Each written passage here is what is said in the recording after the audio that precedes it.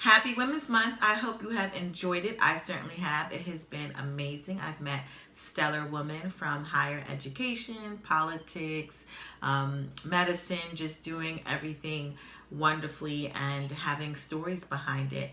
I hope you've had an opportunity to meet someone new and learn their story.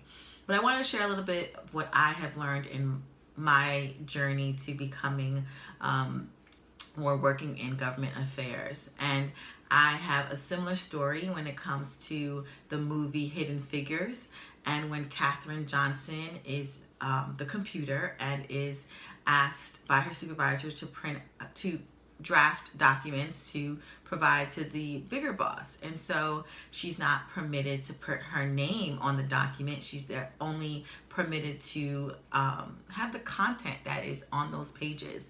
And she does a wonderful job. She provides great analysis, but every time she puts her name on the front cover of the document, her supervisor tells her either to scratch it off or removes her name. And she wants to get credit for the work that she's doing, but her supervisor has deemed it no, and so that therefore limits her opportunity to be seen as the person that is producing the information, doing the analysis, and really having that breakthrough information.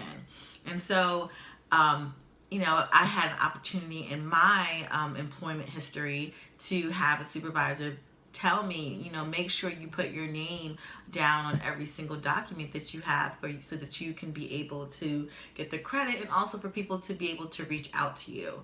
And so it was important for him to have people see me as the contact person, as well as the knowledgeable person and the person that knows the material.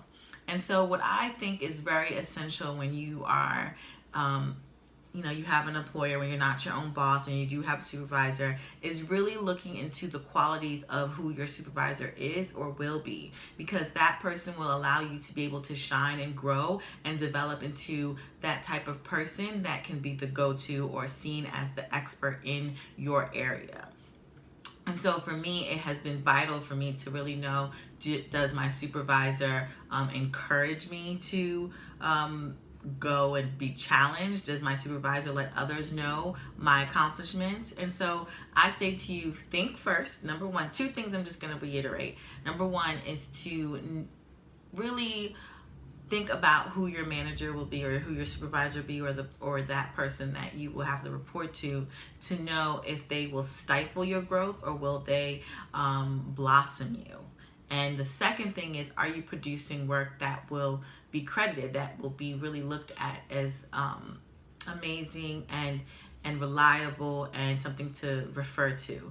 So that is what I think will be essential in deciding and really thinking about your next stage in your next employment or your current employment, because before you can get to your next stage, you need to have current employment where you can have something that is transferable or that can be used for your next job. But either way, whatever role you're in, you want to make sure you have people around you that will certainly elevate you in a way that you may not be able to, because you're not in that positioning to do so.